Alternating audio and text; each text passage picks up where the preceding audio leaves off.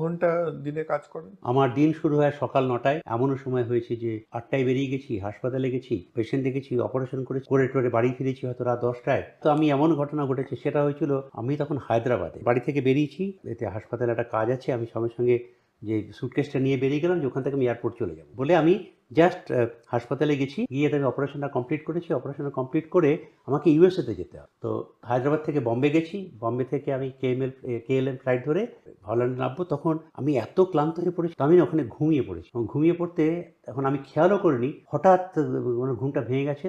তাকিয়ে দেখি আমার ডান দিকে একজন খুব নামকরা ফিল্ম অ্যাক্ট্রেস, বম্বের ফিল্ম অ্যাক্ট্রেস আমার পাশে বসে আছে। তো যখন পাশে বসে আছে, ন্যাচারালি কথায় কথা তার সঙ্গে পরিচয় হলো।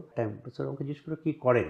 আমি বললাম, ওই যে ডাক্তারি করি। কথাবার্তা বলতে বলতে তখন বললো যে, আপনি তো এরকম হার্টের অপারেশন করেন, তো এটা খুব সুন্দর লাগে। আমরা তো অভিনয় করি, আমরা তো বুঝতে পারি না।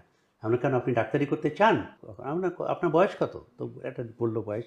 আমরা, হ্যাঁ, এখন আপনি মেডিকেল এন্ট্রান্স ঢুকে যান না, চান্স পেয়ে যাবেন।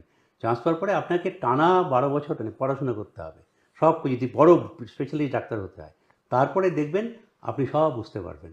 পড়ার পরে হু হু করে উনি হাসছেন। বলেই দিন, আমরা বুঝি যে কাকে ভয় দেখিয়ে একটা সুন্দরী ডাক্তার হতো, আপনি বন্ধ করে সেই রাস্তা বন্ধ করে দিলেন। ওর নাম ছিল রবিনা টেন্ডন।